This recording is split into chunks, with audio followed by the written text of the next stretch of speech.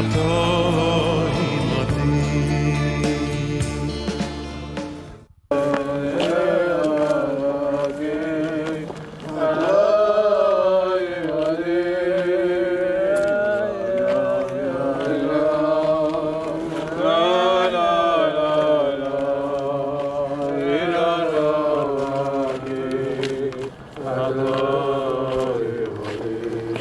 צריך להבין שמתוך החורבן הנורא שאין לו בכלל שום מובן במושגי אנוש, אין מושג אנושי שיכול להסביר כלשהו מהחורבן הזה. אתם רואים שהחורבן נעשה בלי מושג מובן אנושי, זה מכריז על בויר האוילום. אי אפשר כאן להסתובב שווי נפש. קשה מאוד להפוך את העניינים האלה למוצבים היסטוריים, דברים כאלה. חייבים את זה, תודה רבה. צריך לדעת מתי קרה, מה קרה. אבל צריך לדעת איך קרה, הקדוש ברוך הוא עשה כאן משהו. אז אנחנו צריכים גם לראות איך לשרש מאיתנו את הדברים שחס וחלילה גורמים לדברים כאלה. זאת היא האמת. אי אפשר להתעלם ממנה.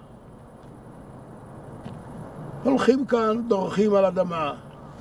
מתחת לאדמה, הדם רותח. מתחת לאדמה, הדם רותח. לא יודע אם זה כאן או כאן או שם, אם זה תחת ההר הזה או ההר הפלוני, אבל מתחת להר שוכבים כאן אחים ואחיות, אבות ואימהות, סבים וסבתות.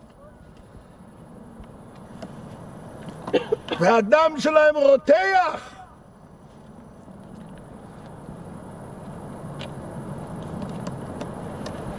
ומישהו עשה את זה, והאכזר הזה עשה את זה.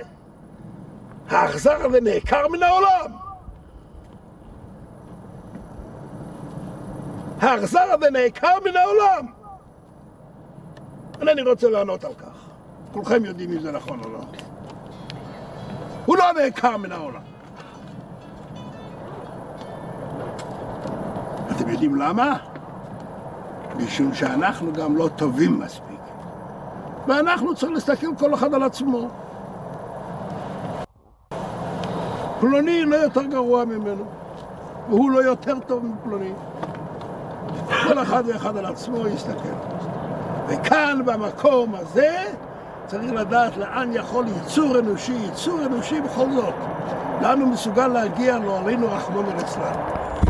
ויצרו